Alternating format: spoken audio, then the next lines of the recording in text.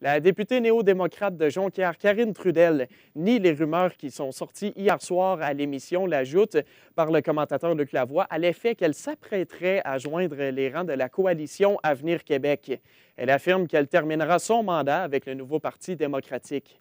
La journaliste Gabrielle Bartkowiak s'est entretenue avec elle au courant de la journée, oui. Bonjour, Madame Trudel. Bonjour. Hier, à l'émission La Joute à TVA, le commentateur Luc Lavoie a affirmé savoir de sources sûres que vous alliez démissionner du NPD pour rejoindre les rangs de la CAQ. Qu'avez-vous à dire à ce sujet? J'ai trouvé ça catastrophique d'entendre des propos comme ça qui sont mensongers. Lorsque j'étais dans ma voiture, j'arrivais là, pour à la maison préparer le souper de mes enfants. Je dois vous dire que c'était le tsunami chez nous. Le téléphone cellulaire, les textos, Facebook, le téléphone à la maison, mon père qui arrive à la course, ma tante de Sherbrooke qui téléphone parce qu'elle avait entendu cette fausse nouvelle-là.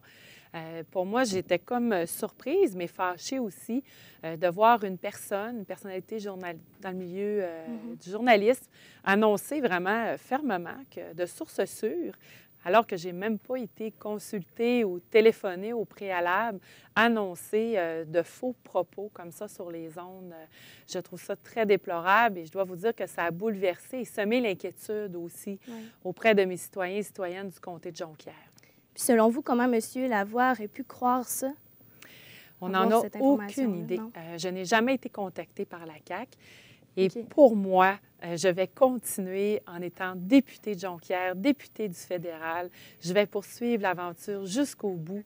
C'est des valeurs qui me rejoignent. J'ai une liberté d'expression, mais surtout, j'ai réalisé là, dans le comté de Jonquière, autant au niveau des programmes au fédéral qu'à la Chambre des communes, avec les comités ou à la période de questions, de talonner le gouvernement. C'est des beaux défis. J'adore ce que je fais et je vais continuer au fédéral jusqu'au bout. Puis on sait que les deux premiers ministres étaient de passage en région hier. Croyez-vous que la stratégie de M. Couillard et M. Trudeau, c'est la bonne solution pour faire face à la menace américaine? On ne se cachera pas, la menace plane toujours d'une taxe sur l'aluminium et l'acier. Présentement, on peut se considérer chanceux parce qu'il n'y a pas de taxe, mais c'est bien qu'on vienne rassurer les travailleurs, qu'on vienne les rencontrer. J'étais contente aussi que notre premier ministre, Justin Trudeau, vienne constater l'ampleur, mais surtout sentir l'inquiétude et les effets néfastes qu'une taxe éventuelle pourrait avoir sur notre industrie, surtout en région. L'aluminium, notre production canadienne, c'est le tiers de la production qui se produit ici, au Saguenay-Lac-Saint-Jean. C'est plus de 4000 emplois. Et là, on ne pense pas non plus, ça concerne aussi les produits de deuxième et troisième transformation. Donc, c'est plusieurs PME qui vivent directement de l'aluminium qui seront touchés. C'est important, par contre, de continuer à garder les reins solides et à être ferme face à nos voisins américains.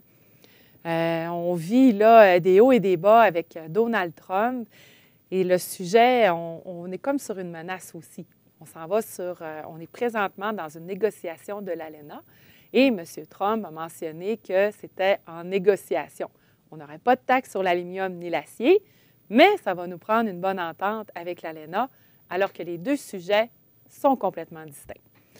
Donc, cette visite-là est bonne, mais j'espère que ça ne fera pas comme ce qui est arrivé lors de la dernière campagne électorale, la partielle dans Lac-Saint-Jean, où M. Trudeau est venu rencontrer tous les producteurs de lait, s'est assis à la table, a discuté et a mis le poing sur la table en disant « La gestion de l'offre, coûte que coûte, je vais la protéger. » Et pas plus tard que la semaine dernière, a signé le partenariat transpacifique et a fait une même brèche de 3,25 %. Donc, on a déjà la gestion de l'offre qui est grande ouverte et on a une brèche. Donc, il va falloir surveiller attentivement si ces paroles vont suivre les actions. Mais êtes-vous confiante pour l'avenir de l'industrie de l'aluminium? Ça va vraiment dépendre de l'attitude du gouvernement et aussi des réactions de nos voisins américains. On doit continuer les communications, d'être ferme. Et c'est vraiment plusieurs enjeux. Si on parle de l'ALENA, on a l'industrie du bois d'œuvre, nos producteurs laitiers, l'aluminium, l'acier. Donc, ça va être vraiment là, d'être ferme pour protéger notre économie et nos industries, mais surtout nos emplois qui sont de grande qualité au Saguenay-Lac-Saint-Jean. Et pour l'élection partielle dans Chicoutimi-Le Fjord prévue avant juin 2018, avec Éric Dubois comme candidat, est-ce que vous êtes confiante? Présentement, M. Dubois est candidat à l'investiture. Donc, sous peu, s'il y a déclenchement là, qui devra avoir lieu d'ici les prochaines semaines. Donc, je suis confiante, on va avoir un homme qui connaît ses enjeux, il connaît très bien la région, un homme impliqué dans sa communauté. Donc, ça va être intéressant là, de le voir évoluer là, pendant l'élection partielle dans Chicoutimi-Le-Fjord. Et pour les élections fédérales en 2019, sur quoi l'NPD misera-t-il pour remporter les élections? Présentement, on est à la préparation pour la prochaine plateforme électorale. Oui. Nous avons eu notre congrès qui a eu lieu à Ottawa au cours du mois dernier. Donc, plusieurs résolutions ont passé. Une, entre autres, qui peut toucher le Québec, c'est ne serait-ce que les assurances pour la vue et les dents.